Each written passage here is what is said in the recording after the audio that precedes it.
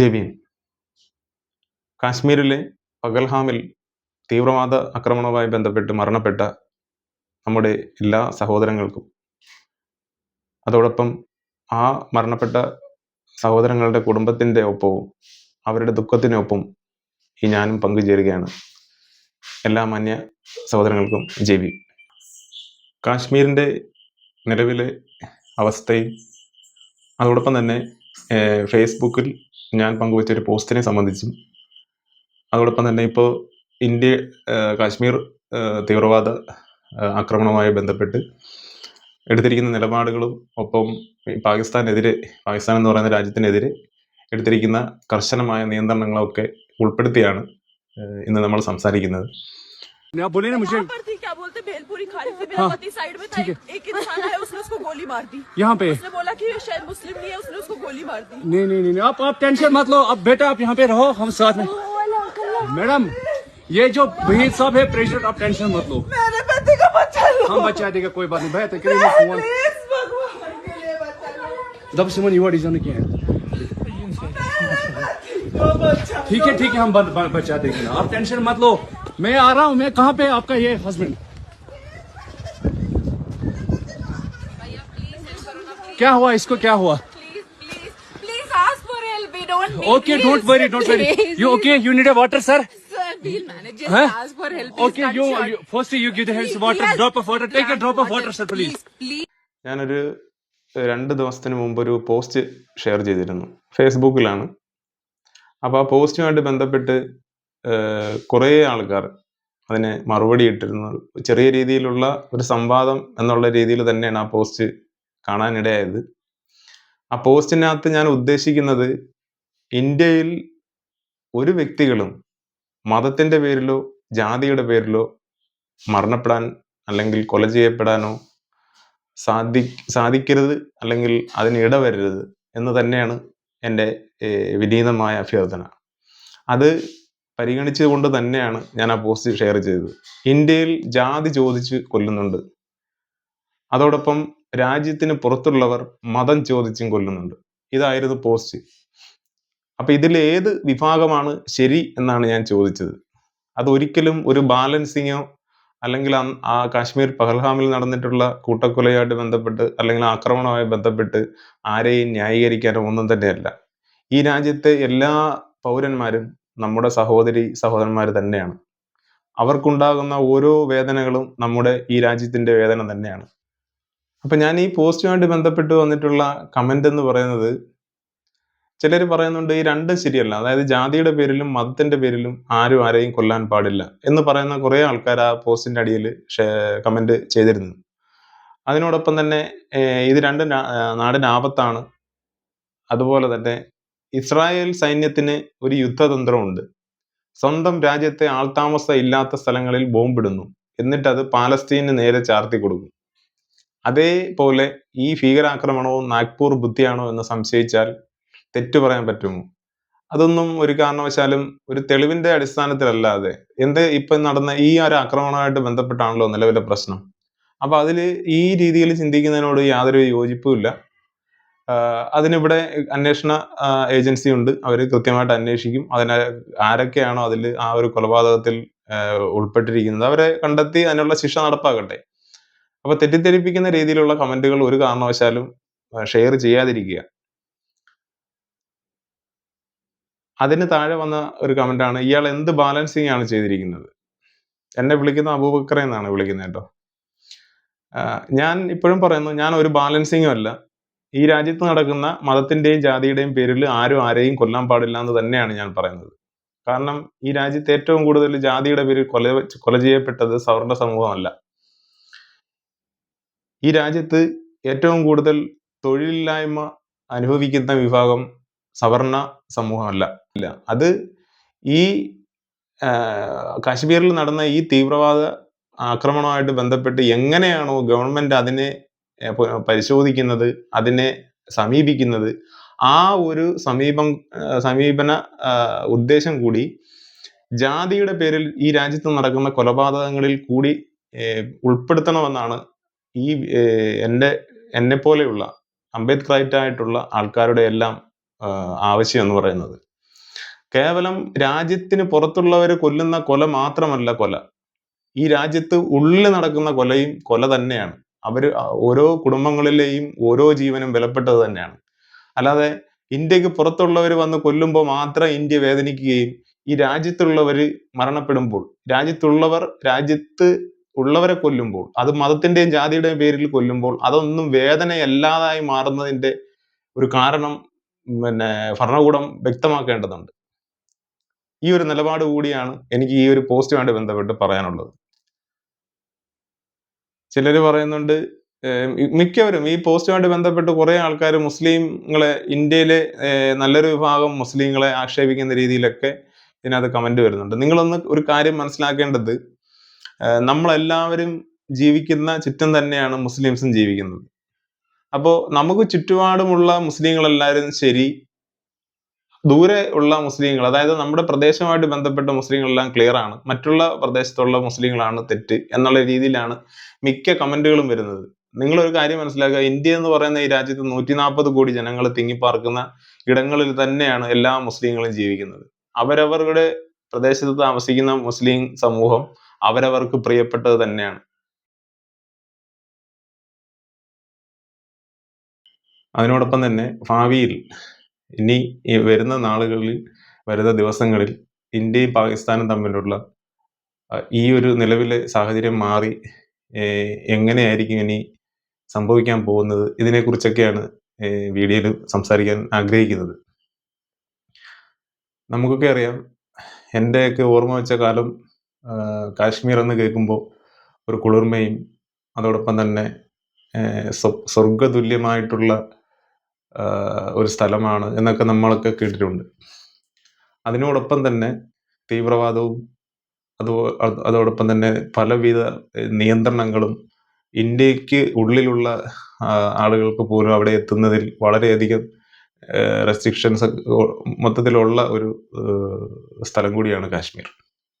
പക്ഷെ എന്തു തന്നെ പറഞ്ഞാലും കാശ്മീരിന്റെ മനോഹാരിത അത് കാണാനായിട്ട് ദിവസേന ഓരോ വ്യക്തികളിലും വളരെയധികം ആഗ്രഹം ഉണർത്തുന്ന ഒരു വാക്കുകൂടിയാണ് കാശ്മീർ. പക്ഷെ നിലവിൽ എല്ലാ കാര്യങ്ങളും, അല്ലെങ്കിൽ എന്തൊക്കെയായിരുന്നു അവിടെ ക്രിയേറ്റ് ചെയ്തത്, എന്തൊക്കെയായിരുന്നു അവിടെ നിർമ്മിച്ചെടുത്തത്, അതിനെല്ലാം ഒരൊറ്റ മണിക്കൂർ കൊണ്ട്, അല്ലെങ്കിൽ ഒരു തീവ്രവാദ ആക്രമണത്തോടു കൂടി എല്ലാം നിലച്ചിരിക്കുന്ന ഒരവസ്ഥയാണ്. എവിടെയും തോക്കുധാരികളായ പട്ടാളവും നമ്മുടെ സേനയുടെ വാഹനങ്ങളും അതോടൊപ്പം തന്നെ പൊളിറ്റിക്കലി ആയിട്ടുള്ള നമ്മുടെ നേതാക്കളും പ്രധാനമന്ത്രി, ആഭ്യന്തരമന്ത്രി ഉൾപ്പെടെയുള്ളവരെല്ലാം തന്നെ കാശ്മീരിനെ ചുറ്റിപ്പറ്റിയുള്ള എല്ലാവിധ ആലോചനയും നീക്കങ്ങളും നടത്തിക്കൊണ്ടിരിക്കുന്ന അവസ്ഥയാണ് നിലവിൽ കടന്നു പോകുന്നത്. ഇനി നിലവിൽ ഇന്ത്യയുടെ ഭാഗത്തു നിന്ന് വീഴ്ചയുണ്ടായ ഒരു വാർത്ത കൂടി നമ്മൾ വാർത്ത വഴി അറിയാൻ സാധിച്ചിട്ടുണ്ട്. പക്ഷെ അതിന്റെ പൂർണ്ണമായിട്ടുള്ള വിശദാംശങ്ങളിലേക്കൊന്നും നമ്മൾ പോകുന്നില്ല. അത് വരും നാളുകളിൽ നമുക്ക് അറിയാനുള്ള ഇട വരട്ടെ എന്ന് മാത്രമാണ് നമുക്ക് പറയാനുള്ളത്. എന്താണ് പഹൽഗാമിൽ ഇന്ത്യ പാകിസ്ഥാനെതിരെ ഏർപ്പെടുത്തിയിരിക്കുന്ന പുതിയ നീക്കങ്ങൾ? നമുക്കെല്ലാവർക്കും അറിയാം, സിന്ധു നദിയുമായിട്ട് ബന്ധപ്പെട്ട്, അതോടൊപ്പം തന്നെ സിന്ധു, ഝലം, ചെനാബ് നദികളിൽ നിന്നുള്ള വെള്ളം ബ്ലോക്ക് ചെയ്യുന്നതിലൂടെ പാകിസ്ഥാന്റെ കൃഷിയെ സംബന്ധിച്ച് അവിടെ ഒരു പ്രശ്നം ഉണ്ടാകും. അതോടൊപ്പം തന്നെ വൈദ്യുതി, അതിനോടൊപ്പം തന്നെ പഞ്ചാബ് അതിർത്തി എന്ന് പറയുന്ന അട്ടാരി അത് ബ്ലോക്ക് ചെയ്യുന്നതിലൂടെ വാണിജ്യ വ്യവസായ മേഖല സ്തംഭിപ്പിക്കാൻ സാധിക്കും. അതോടൊപ്പം തന്നെ ഈ വാണിജ്യ മേഖലയുടെ സ്തംഭനത്തിന്റെ അടിസ്ഥാനത്തിൽ പാകിസ്ഥാൻ GDP വളരെ താഴ്ന്നു പോകാൻ ചാൻസ് ഉണ്ട്. അതോടൊപ്പം തന്നെ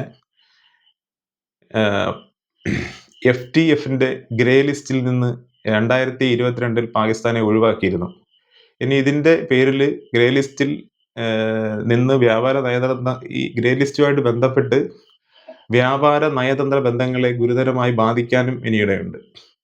അപ്പൊ ചുരുക്കി പറഞ്ഞാൽ, അതിനു മുമ്പൊക്കെ പാകിസ്ഥാനുമായിട്ടുള്ള ഇന്ത്യയുടെ പലവിധ ബന്ധങ്ങളും വിച്ഛേദിച്ചിട്ടുണ്ട്. അതിന് ഉദാഹരണം ക്രിക്കറ്റ് മത്സരങ്ങൾ, അവിടെ പോയി കളിക്കാനുള്ള സാഹചര്യം അതൊന്നും തന്നെ ഇന്ത്യ സമ്മതിച്ചിരുന്നില്ല.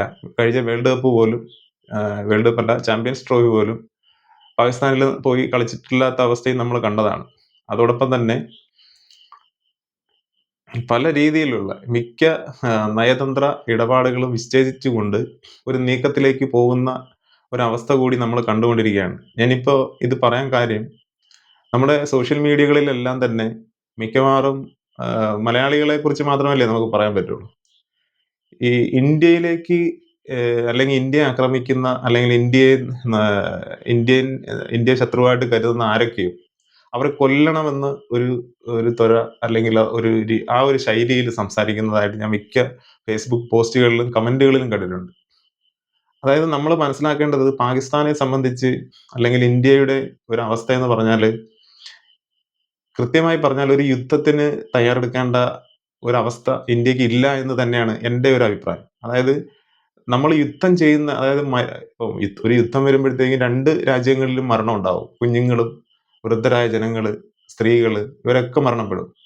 അപ്പോൾ ഇതിന്റെ പേരിലുള്ള ഒരു ഭാവിയെ കുറിച്ചൊന്നും തന്നെ ഈ യുദ്ധ കൊതിയന്മാർ എന്ന് തന്നെ പറയേണ്ടി വരും. അങ്ങനെ പറയാൻ പറ്റുള്ളൂ. അപ്പൊ ഈ യുദ്ധത്തെ കാണാനും ആഗ്രഹിച്ചിരിക്കുന്ന ഒരു വിഭാഗം ജനങ്ങള് നമ്മുടെ നാട്ടിലുണ്ട് എന്നുള്ളത് വേറൊരു സൈഡാണ്. കൊല കൊണ്ടൊന്നും ഒരു രാജ്യം അഭിവൃദ്ധി പ്രാപിക്കത്തില്ല എന്നും മനസ്സിലാക്കുക ആദ്യം. നമുക്ക് കൃത്യമായിട്ട് ഇപ്പോ നിലവിൽ ഞാൻ ഒരു BJP അനുഭാവിയൊന്നുമല്ല. അതിൽ മിക്കവാറും എന്നെ അറിയുന്നവർക്കൊക്കെ അറിയാമായിരിക്കും. ഞാൻ BJPക്ക് നേരെ ഓപ്പോസിറ്റ് നിൽക്കുന്ന വ്യക്തിയാണ്. പക്ഷെ നിലവിൽ ഇന്ത്യ എടുത്തിരിക്കുന്ന ഓരോ നീക്കങ്ങളും അത് കൃത്യമായിട്ട് പാകിസ്ഥാന്റെ ഉള്ളിൽ, അതായത് നമുക്കറിയാം പാകിസ്ഥാൻ എന്ന് പറയുന്ന രാജ്യത്തെ തീവ്രവാദ സംഘടനകളാണ് ഈ കാണിക്കുന്ന ഈ തെമ്മാടിത്തരം എന്ന് തന്നെ പറയേണ്ടി വരും. അപ്പൊ ഈ ആക്രമണങ്ങൾ മുഴുവൻ കാണിക്കുന്ന തീവ്രവാദ സംഘടനകളെ നിലയ്ക്ക് നിർത്താനുള്ള ശേഷി പാകിസ്ഥാന് നിലവിലില്ലാത്തിടത്തോളം കാലം നമ്മുടെ രാജ്യത്തെ പൗരന്മാർ മരിച്ചുകൊണ്ടേയിരിക്കും. അതിന് യാതൊരുവിധ മാറ്റവും ഉണ്ടാവില്ല.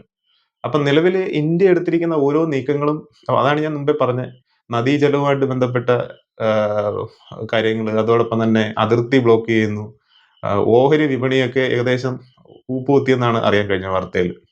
അതോടൊപ്പം തന്നെ ഈ FTFന്റെ വില ഗ്രേ ലിസ്റ്റുമായിട്ട് ബന്ധപ്പെട്ട് വാണിജ്യ വ്യാപാര സാഹചര്യങ്ങൾ ഇതെല്ലാം സ്തംഭിക്കുന്ന ഒരു അവസ്ഥയുണ്ട്. അതായത് ചുരുക്കി പറഞ്ഞു കഴിഞ്ഞാൽ പാകിസ്ഥാന്റെ ഉള്ളിൽ ഉണ്ടാകുന്ന പാകിസ്ഥാൻ എന്ന് പറയുന്ന രാജ്യത്തുള്ള പൗരന്മാർ തന്നെ പാകിസ്ഥാൻ സർക്കാരിനെതിരെ അല്ലെങ്കിൽ പാകിസ്ഥാൻ ഭരണകൂടത്തിനെതിരെ തിരിയുന്ന ഒരു അവസ്ഥയാണ് നിലവിൽ ഇതുവഴി ഉണ്ടാകാൻ പോകുന്നത് എന്നുള്ളതാണ് നമ്മൾ കാണേണ്ട ഒരു വസ്തുത.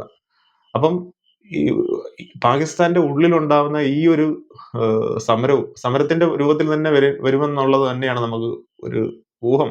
ശരിയാണെന്നുണ്ടെങ്കിൽ മനുഷ്യന് ജീവിക്കാനുള്ള സാഹചര്യം മൊത്തവും ഇല്ലാതായി കഴിഞ്ഞാൽ അവർ ഒരിക്കലും അടങ്ങിയിരിക്കില്ല.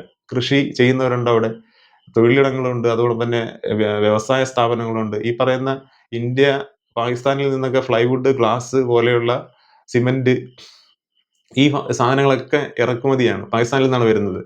അപ്പൊ ഇങ്ങനെയുള്ള ഫാക്ടറികളൊക്കെ മിക്കതും അടച്ചുപൂട്ടാൻ ചാൻസ് ഉണ്ട്. അടച്ചു പൂട്ടിയില്ലെങ്കിൽ പോലും അവിടെ ഒരു തൊഴിൽ മാന്ദ്യം ഉണ്ടാകാൻ ചാൻസ് ഉണ്ട്. അപ്പൊ അങ്ങനെ ആ ഒരു അവസ്ഥ അവിടെ ഉണ്ടായിക്കഴിഞ്ഞാൽ പാകിസ്ഥാന് വേറെ മാർഗമില്ലാതാകും. അപ്പോൾ നമുക്ക് നമ്മുടെ ഇന്ത്യ എന്ന് പറയുന്ന ഭാഗത്ത് നിന്നുകൊണ്ട് നമുക്ക് അവരുടെ മുന്നിലേക്ക് ആവശ്യങ്ങൾ, കരാറുകൾ, വീണ്ടും അടുത്ത കരാറുകൾ നിർമ്മിക്കാൻ പറ്റും. അപ്പൊ നമുക്ക് എല്ലാവർക്കും അറിയാം അന്താരാഷ്ട്ര കോടതിയൊക്കെ ഇതിലേക്ക് ഇടപെടും. അപ്പൊ നമുക്ക് നമ്മുടെ ഡിമാൻഡ് വെക്കാൻ പറ്റും. എന്താണ്? നമുക്ക് പാകിസ്ഥാനിൽ നിന്നുള്ള തീവ്രവാദ സംഘടനകളെ മുഴുവൻ നിർത്തലാക്കണമെന്ന്, അല്ലെങ്കിൽ ആ ഒരു ഭാഗം ക്ലിയർ ചെയ്യണമെന്ന് നമുക്ക് പാകിസ്ഥാനോട് ആവശ്യപ്പെടാൻ പറ്റും. അപ്പൊ ഇതിന്റെയൊക്കെ അടിസ്ഥാനത്തിൽ ഉണ്ടാവുന്ന ഒരു റിസൾട്ട് ആയിരിക്കും ഭാവിയിൽ കിട്ടാൻ പോകുന്നത്. ഒരു കാരണവശാലും രക്തം ചിന്തുന്ന ഒരു അവസ്ഥയിലേക്ക് ഇന്ത്യയും പാകിസ്ഥാനും വരേണ്ട ആവശ്യമില്ല, അല്ലെങ്കിൽ ഇന്ത്യ പോകേണ്ട ആവശ്യമില്ല. ഞാൻ ഒരു 8-9 മണിയായപ്പോഴത്തേക്കും ഒരു ചെറിയ വീഡിയോ ഞാൻ കണ്ടിരുന്നു. യുദ്ധക്കപ്പലിൽ നിന്ന് മിസൈൽ പായുന്ന ഒരു 3-4 സെക്കൻഡ് കണ്ടാണുള്ളത്. ഇതൊക്കെ കാണുമ്പോഴത്തേക്കും നമ്മളെ ഉള്ളിന്റെ ഉള്ളിൽ ഒരു വേവലാതി വരുന്നുണ്ട്. എന്തിനാണ് യുദ്ധം? ഇന്നത്തെ ഈ കാലഘട്ടത്തിൽ സെക്കൻഡുകൾ കൊണ്ട് ഒരു രാജ്യത്ത് ഇരിക്കുന്ന വ്യക്തികളുമായിട്ട് കോണ്ടാക്ട് ചെയ്യാൻ പറ്റുന്ന ഒരു അവസ്ഥ ഉള്ളപ്പോൾ നമുക്ക് അതാണ് വേണ്ടത്. കരാറുകളും അല്ലെങ്കിൽ ഡിമാൻഡുകളുമാണ് നമുക്ക് ആവശ്യം. ആ ഡിമാൻഡിന്റെ അടിസ്ഥാനത്തിൽ മുന്നോട്ട് പോയി കഴിഞ്ഞാൽ ഒരു യുദ്ധവും ഇവിടെ ആവശ്യമില്ല, ഒരു പാവങ്ങളും മരിക്കുകയില്ല. നിരപരാധികൾ എന്തിനാണ് കൊല ചെയ്യപ്പെടുന്നത്? അതുകൊണ്ടുള്ള പ്രയോജനം എന്താണ്? അപ്പൊ നമുക്കുള്ള കയ്യിൽ തന്നെയാണ് എല്ലാ പവറും ഉള്ളത്. ആ പവറിനെ കൃത്യമായിട്ട് ആ രീതിയിൽ ഉപയോഗിച്ചുകൊണ്ട് രാജ്യത്തുള്ള, അതായത് പാകിസ്ഥാനിലും പാവങ്ങളായിട്ടുള്ളവരുണ്ട്, അവരെയൊക്കെ നമ്മൾ സംരക്ഷിക്കേണ്ട കടമ കൂടി നമുക്കുണ്ട്. അപ്പോൾ ഇതിൻ്റെ കൂടുതലായിട്ടുള്ള ഒരു വിവരണത്തിലേക്ക് പോയി ഞാൻ സമയം മെനക്കെടുത്തുന്നില്ല. വീഡിയോ ഇവിടെ അവസാനിക്കുകയാണ്. നന്ദി, നമസ്കാരം.